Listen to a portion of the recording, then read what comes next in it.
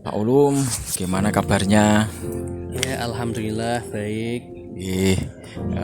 Gini Pak Ulum, saya ini pengen ngikut ngajar di kelas Pak Ulum, jadi nanti saya akan ikut ketika Pak Ulum mengajar dan sebagai nopo nggih syarat pelaksanaan guru penggerak itu menyupervisi teman sejawat, tapi bukan berarti saya akan menilai Pak Ulum dalam mengajar, tidak. Kita akan sharing-sharing aja Pak, gimana nanti ketika kita ngajar Pak Ulum juga nanti bisa masuk di kelas saya. Gimana Pak Ulum kalau seperti itu, bisa nggak? Oh, bisa sekali nggih, malah itu bisa mengoreksi apa yang pernah saya lakukan, pembelajaran yang selalu ada kurangannya bisa dikoreksi oleh Bapak gitu. Oke. Oh gitu ya Pak ya, nggak masalah nggih Pak nggih. Oke, jadi nanti ada beberapa hal yang perlu dijadikan sebagai bahan pertimbangan Pak. Yang pertama, nanti saya ingin mengetahui tujuan pembelajarannya, kira-kira nanti temanya apa Pak, pembelajaran tujuannya? Temanya untuk kelas 11 ya Pak, ini adalah sejarah itu tentang pendudukan Jepang di Indonesia. Jadi analisis bagaimana kehidupan masyarakat pada masa pendudukan Jepang di Indonesia. Jadi tentang analisis pendudukan Jepang di Indonesia gitu ya Pak. Iya. Mulai pendidikan, militer, terus budaya, itu perlawanan ya rakyat terhadap Jepang, itu yang nanti kita bahas Pak. Oh gitu ya, nggih. Oke. Kemudian kira-kira ada yang ingin dikembangkan nggak Mbak dalam kelas nanti itu, kira-kira apa yang dikembangkan? Oh, yang kita kembangkan itu adalah yang pertama adalah literasi, bagaimana kritis mereka dalam mencari informasi pembelajaran, mereka bisa serap, terus mereka juga bisa berdiskusi dengan kawan satu kelompoknya untuk mencari suatu pemecahan masalah yang nanti akan kita berikan kepada mereka gitu. Oke, jadi bagaimana nanti murid itu bisa kritis dalam literasi dan bisa bekerja sama diskusi dalam kelompok ya Pak. Oke. Oke. Ada strateginya nggak Pak, kira-kira? Strategi apa? Strateginya nanti adalah ini PBL ya Pak ya. PBL. Problem based learning. Jadi untuk memecahkan suatu masalah, jadi masing-masing kelompok memiliki masalahnya sendiri-sendiri. Jadi mereka dituntut untuk siswa itu agar dapat lebih fokus pada masalah yang mereka hadapi. PBL, jadi nanti diskusi di PBL. Kira-kira nanti saya bisa masuk kapan Pak Ulum ini? Sekarang juga boleh ya. Gitu. Nanti jam ini, hari ini jam. Ya, hari ini jam ini ya, jam keempat dah. Jam keempat nggih. Oke. Nggih, nanti saya bisa ikut Pak Ulum ya. Nggih Pak. Terima kasih Pak Ulum. Nah. Selamat pagi semuanya. Sehat semuanya. Saya ucapkan selamat pagi, kalian pagi gitu ya. Selamat pagi semuanya. Pagi. Luar biasa. Ya, pada pagi hari ini ya, kita masih pada bab yang sama ya. Kalau kemarin kita mulai belajar tentang masuknya Jepang ke Indonesia. Melalui apa?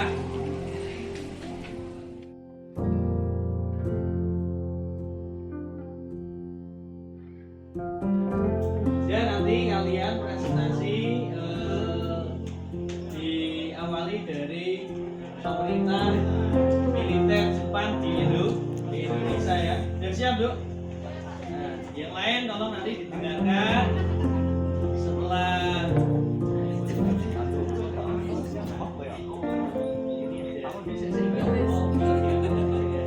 ya, nanti kalau sudah siap nanti bisa bertanya gitu ya.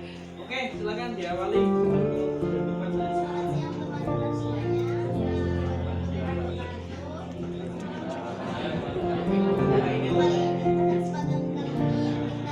Dari kelompok 1 akan menjelaskan seputar militer Jepang di Indonesia. Perkenalkan, saya dari Saya uji absen 34. Kami yang berjumpa dengan Dedi, Raja Remaja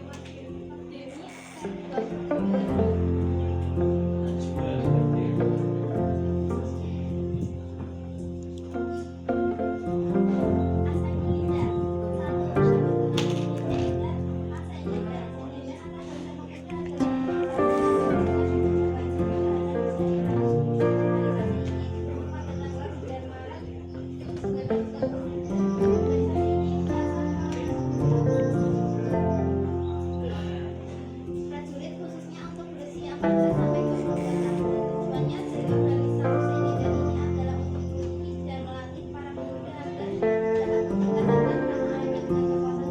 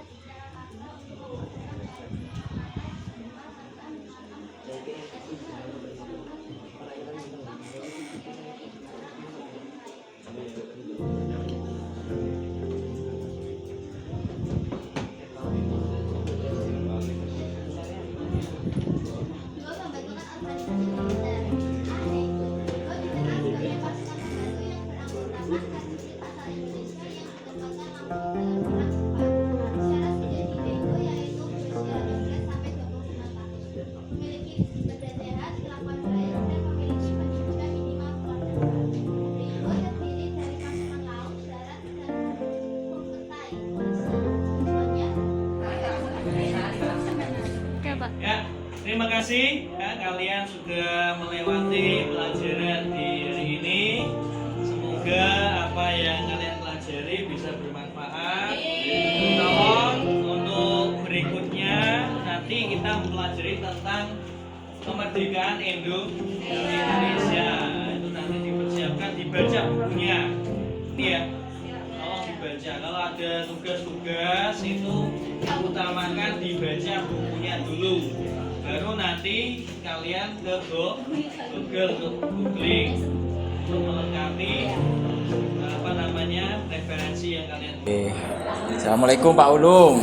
Waalaikumsalam warahmatullahi wabarakatuh. Gimana tadi Pak ngajarnya, lancar? Alhamdulillah secara keseluruhan lancar. Lancar gitu. Anak juga antusias. Ya bagus sekali tadi Pak, saya lihat ngajarnya luar biasa gitu. Gimana kalau refleksinya gimana Pak, refleksi setelah mengajar gini ya, secara keseluruhan memang sudah bagus, banyak anak-anak yang antusias dalam melaksanakan tugas ya, karena itu kan tugasnya diskusi, dan setelah mereka diskusi kelompok melakukan presentasi di depan kelas. Ada kelompok-kelompok yang memang sudah sesuai dengan tujuan pembelajaran. Kemarin itu waktu observasi kelihatannya Pak Ulum ingin mengembangkan tentang minat anak untuk pemahaman literasi gitu guys, supaya kritis gitu. Itu gimana Pak kira-kira? Jadi yang diskusi itu kan saya harapkan anak-anak itu bisa membaca literasi di buku, paket maupun di internet Pak. Itu yang saya harapkan mereka bisa, pemahamannya itu bisa meningkat, bisa menemukan sendiri pengetahuannya kan. Ya ada kelompok yang memang sudah sudah bisa memahami, sudah literasinya sudah bagus, itu sudah tanya jawab kepada guru dan teman-teman yang lain dan bisa. Tapi ada juga yang kelompok yang memang belum bisa maksimal dalam literasi itu, sehingga masih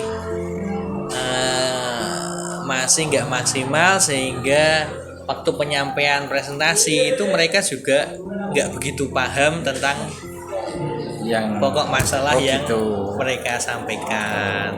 Sepotong-sepotong pemahamannya Pak gitu. Itu yang menjadi kendala pembelajaran kemarin seperti itu. Itu kendalanya gitu. Kemudian gimana Pak? Itu mungkin untuk ke depannya tindak lanjutnya menurut Pak Ulum gimana itu untuk mengatasi hal itu? Mungkin ada strategi atau cara, mungkin ada kira-kira ini untuk kedepannya siswa atau satu kelompok itu memang butuh pendampingan yang lebih ya, untuk kelompok-kelompok yang siswanya memang belum mampu untuk literasi, menemukan sendiri. Jadi butuh panduan. Guru bisa memberikan literasi ya, tolong bisa dibaca di halaman buku ini, bukunya bisa disampaikan, atau link pembelajaran yang ada di Google itu bisa di-share, sehingga siswa itu fokus ke yang disampaikan, link-link yang disampaikan guru aja gitu. Karena kan banyak di Google itu yang informasinya belum valid, sehingga mereka kan masih kebingungan, yang sini kok seperti ini Pak informasinya, masih simpang siur. Jadi kalau kita berikan panduan yang jelas, ini seperti link-link yang memang valid, yang ini ya. Terus pemahaman, kamu pahamin yang mana, poin-poin pentingnya Pak, disampaikan poin-poin penting. Ada panduan gitu, terus poin mungkin instruksi untuk memahami bacaan itu ya, apa gimana? Jadi gitu. Kan kalau di pelajaran saya kan sejarah kan banyak namanya alur cerita. Jadi ada poinnya yang ini bisa digarisbawahi gitu Pak. Ya panduan tadi itu ya, itu ada panduannya. Ya. Poin-poin istilah-istilah penting yang muncul itu bisa dipahami. Panduan yang jelas gitu nggih. Panduan yang jelas agar anak bisa memahami alur dari sejarah itu, cerita gitu sedepannya. Jadi enggak sepotong-potong. Kalau sepotong-sepotong tidak bisa memahami Pak secara keseluruhan. Karena siswa. sejarah keseluruhan Harus, itu ya dari apa mungkin awal sebab akibatnya gitu ya. harus runtun.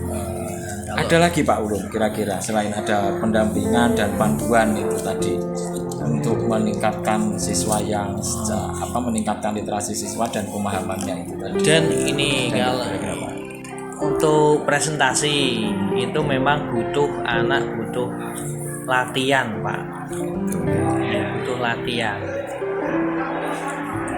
Karena bicara di depan itu kan oke bicara tapi ternyata hanya membaca, ya kan hanya membaca. Dia tidak menjelaskan dengan verbal yang baik kepada siswa teman-teman yang lain, tapi cuma membaca. Nah itu juga memang perlu penekanan, kita perlu bimbing, perlu dilatih terus menerus. Pembiasaan ya itu latihan atau pembiasaan. Jadi jangan cuma membaca teks yang ada gitu. Iya Pak Ulum, itu luar biasa. Jadi pendampingan, panduan, kemudian pembiasaan untuk berani bicara di depan, mengungkapkan ide gitu ya, gagasan itu. Ada pihak yang ingin dilibatkan nggak Pak kira-kira teman sejawat? Untuk ini Kira-kira kedepannya untuk merealisasikan itu kira-kira Pak Ulum perlu melibatkan siapa saja? Guru gitu. Ya, guru teman-teman sejawat. Teman-teman sejawat juga bisa. Malah teman-temannya malah bisa Pak. Kalau teman sejawat. Teman sekelas.